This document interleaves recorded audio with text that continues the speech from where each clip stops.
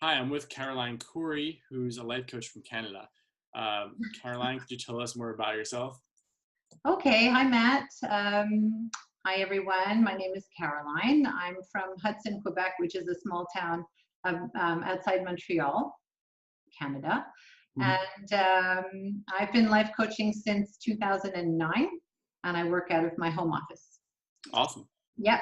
So I guess I would say one thing I would like to say is the majority of my clients are women, some men, but mostly women who want to end toxic relationships or end the toxicity in their relationships with themselves, with their family members, with their partners. Like that's a lot. It's pretty much comes down to that. Because that's a really deep problem. I know a lot of people, people, people really suffer from that problem, and that's like a pretty ever-present problem that a lot of people experience. Just dealing with toxic relationships in general. I know so many people I know have that problem and don't really have a resource for overcoming that. Or if they do, it's like, there's one approach to overcoming that, which is like the therapy approach, but that's totally different than the coaching approach. And they learn that they actually learn from experience, not just from theory, right? So I write practices, give them homework, I follow up, Yeah, every couple of days I'm sort of on call. very workshop action oriented, it sounds like. Well, the workshops are different, but yeah, I mean, the workshops that I do are sort of, aimed to attract the client to then become my one-on-one client. Okay, So got I don't do workshops, as income producing things. I don't life coach through workshops. I life coach one-on-one or couples. right. Okay. But the kind of your style of coaching sounds very action oriented and almost like a workshop, even though it's not a workshop. You're fully focused on people taking action, doing homework, and kind of doing Yeah. all. Mindfulness homework. It's all mindfulness based. Yes, Yeah. yes, cool. Um, and mostly what I want to talk to you about today is your workshops that you use. So these are in-person workshops. We've talked about it before. Yeah. And I want to know more about you've hosted, I think, four so far, or you're about to host your fourth My fifth one. Yeah. one. And I want to hear about these offline workshops as a way to kind of attract clients and build relationships, Yeah. um, and add value. Most of all, but I want to hear about the workshops, what you've done to put them on, what's the turnout been, what you've learned from each workshop, and kind of the whole mechanics of how you set it up. Yeah. And just the story behind that. So just first things first, when did you host your first workshop? First workshop. Well, let's see. I'm not sure. Let's say about 3 or 4 years ago. Can't Okay. remember. I was terrified. Honestly, I knew that that's what I had to do from taking marketing courses, but I was nervous, which is strange because before I was a life coach, I was facilitating workshops for people with chronic illness. Okay, Uh, it was run out of Stanford University, but I was working with other people, and it was a very structured program. So this was me. Whatever, I just realized that that's how one of the ways that I needed to attract clients. So um, uh, I just remembered what I learned from my coaching school, Integral Coaching Canada. There's a plug. right. Yeah. And it was a brainstorming kind of thing. So what I did was the way I put on the workshop. Do you want to know how I put the workshop or how I got the participants? No. I want to know the whole thing. I want to know how it was designed. And Okay. by the way, you have a fascinating background and story that you can also tie into how Okay. you host Okay. the workshops. So just tell us everything. Okay. All right. So let me just say this. In 2003, my husband and I co-founded Quiet Mind Mindfulness Meditation Workshops. Okay. So this is the ideal market for me. And I didn't even know this because I wasn't even a life coach at the time. So this was for him. He was a former Buddhist monk. He's written his memoir, which I helped him with, and we built together these workshops. So 3 times a year or 2 times a year, we'd have 8-week workshops. People would come. We've had hundreds of students over the years, and they would meet me. I would be greeting them. I would do the administration. I would answer questions, and I would form a relationship with these people, right? And I participated in the workshops, and they loved the way my husband and I would talk back towards and forth each other, back and forth. So there was a trust relationship that was growing before anything. And then So I became a life coach, and I realized this is exactly the market that was right for me for a life coach. So I would, around the end of each of his 8-week sessions, I would plan a workshop, and then I would tell them about it. I'd have posters, in the room that we were working out of. I would hand them flyers, and they were all on my email list. So I could send them all, emails with all the information. So they got to know me, and then they got to know about the workshop, and then they could ask me about it. So it's now the strategy that I use every time. So Okay. twice a year I do this. He does his workshop. I plan around week 6.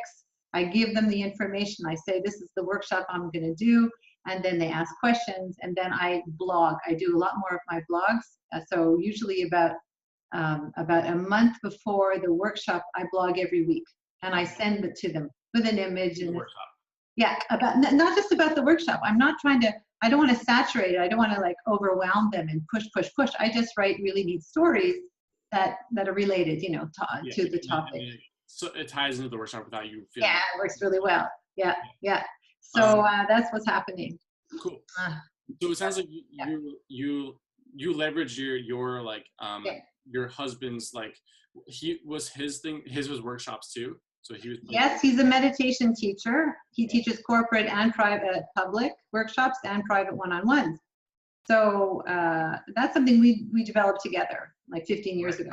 Right. So having that in your background, and this is a lot of people have things that they can leverage in their background from their previous jobs or from things that they've done that they don't think about leveraging for their next career. Like maybe they in a past career there was something that they didn't like, right? But they built all these relationships, and then they like just burn it.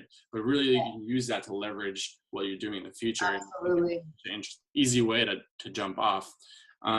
So you use those workshops to leverage to kind of promote your workshops, which has to do with toxic relationships and like helping women overcome toxic relationships. And that was the kind of way that you got. It's 2 different markets really. It's the mindfulness market, which is the original workshops, and then there's the toxic relationship market. And you're kind of trading like audiences there, and then you're building your platform with the other workshop. Well, frankly, the mindfulness is to me the foundation of the life coaching process. So I get to sort of interject that into his workshops. I get to speak, and and they get to learn that I understand what's going on. So they're already primed. Suddenly there's somebody there for them. Right. They can look at their own story, and then they know my story. They learn about me because I have a chronic illness, and a lot of people have health issues. And my market is mostly women over age 40. I'd say 40 to 70. I mean, I have men too. I've had young men, and it's not only toxic relationships, but that's pretty much the primary clientele. So they see how I've lived through divorce. I have 4 children. I have multiple sclerosis for almost 27 years, and they see me, living in front of them. So that's sort of an inspiration for them. And in terms of, before we get into like how, like, we'll go into further detail about how you got people to the workshops aside from like leveraging the other workshop. Okay. But I want to hear about the structure of the workshop, how you set it up, okay, how you run it, just so other people can know how to go about doing their own workshop and kind of what the structure is. Because you create really engaging workshops. That's you were telling me before, like they sound really lively and just engaging. Yeah, and some people like it and some people don't. So they don't have to engage. I mean, I used to call them round tables, which imply that everybody has to engage. And I noticed that some people were nervous about that. So I just call it a workshop. However, I have a structure. I use a big giant pad on an easel, and it's already got, the pages are pretty well pre-written, the topic. And so what happens is I will engage with people, and I will ask them for 1 or 2 word answers. So, how do you feel about something? They don't have to bare their soul or anything, but it's just something that they start to think. They start to go inward. And Right. then when people start to offer, other people start, jumping in. And I write down the answers, whatever it is, on the pad. And it just, I use different colored markers and all that. And they have fun with it. At the same time, they don't have to if they don't want to. Gotcha. No stress. I have a lovely room. There's a church that I'm using. It's where my husband also does his workshops. And I have access to a kitchen, and I set tea, and I give them they can have little name tags. So I'm trying to create a very comfortable atmosphere for them. And I know that some people that came to my other workshop are definitely coming to this one. So it's like, I think a lot of what holds coaches and like life coaches back from hosting their own workshops is they feel like there's no space, like they don't know where they would host it, and if they had that space, then they would host it. But how easy is to book a space? Like, how easy is it to get a space, like at a church, for example? What was it like to get that space? Well, we found the space for my husband's workshops, and we have done workshops in every space you can imagine, from libraries to YMCA to daycare centers. So for me, I did my previous workshops in a yoga center. Okay, so in the town where I live, I just asked the yoga teacher, and she has a small room, and I rented for maybe whatever, $35 for the evening. My workshop lasts about an hour and a half to 2 hours. So I think that's, there are well, not coffee shops so much, but the church is definitely one, and this is one that a lot of these people have gone to his workshop. So again, I'm trying to make it as easy as possible for them. But who do you speak to? Like, who is the person at the church? Who you speak to set it up? I know it's a specific question, but like, it's true. Well, we'd call the secretary of the church. I mean, we've set it up, and they would just tell us yes. They often find that they are looking for sources of revenue, so they need the money. They're happy to oblige. And then there's a person who came to our workshop who's involved in the church, and she's been super helpful. We give her free like, she doesn't have to pay. I can't think of the words. She doesn't have to pay for the workshop, but so she's setting up before we get there. We put up the chairs. This is for my husband's workshop, and even for mine, she's going to be at mine. So she's there before she's got the door open. So she helps me, and she's a volunteer. So one thing I learned is you need help. You cannot do it by yourself. I totally agree. Totally. Yeah. So it doesn't really cost you anything to put on the workshops, because you charge a really small fee, and that kind of pays for the rent expenses for the workshop. Absolutely. Yeah. Yeah, which is totally makes sense. Like if you have to, like, you have to pay $35 or whatever it is to host for an hour, and then you charge people $5 or whatever, even just some small number. That's right. It'll cover that cost, and it also makes sure that people who come are serious. Exactly. Right. Yeah, I used to do free workshops, and I realized that now it's time for me to it's $20. It's not a lot. Not a lot, yeah. The room rental is like $40 or $50 or something. So. Right, it's a small barrier to entry, and can you talk about like the kind of psychological shift that it is between hosting a free workshop versus hosting a very small fee workshop? And they're both the same purpose. They're both like lead magnets for really actual service offers, but it's still like just charging a little bit. It's not, you don't make money, but it's like, it just does something different. That's right. I think so. They'll take it a little more seriously. Mm-hmm. And then when they're in the workshop, I offer them at the end a free 1 hour meeting with me. Mm-hmm. Most coaches do that. So they're happy, and I give them a handout of some sort. Anyway, they like bonuses and all that. But so it works very well. Yeah. I mean, it sounds like it. If anything, like I feel like twice a year is like a small amount, and why not do it like once a month or something? Well, because I can't handle a big client load. I can only take so many. So I think it's a small practice, and I don't know about other life coaches. I mean, it's not my main income. I'm working sort of part-time, full-time, depending on my health, which I have to deal with.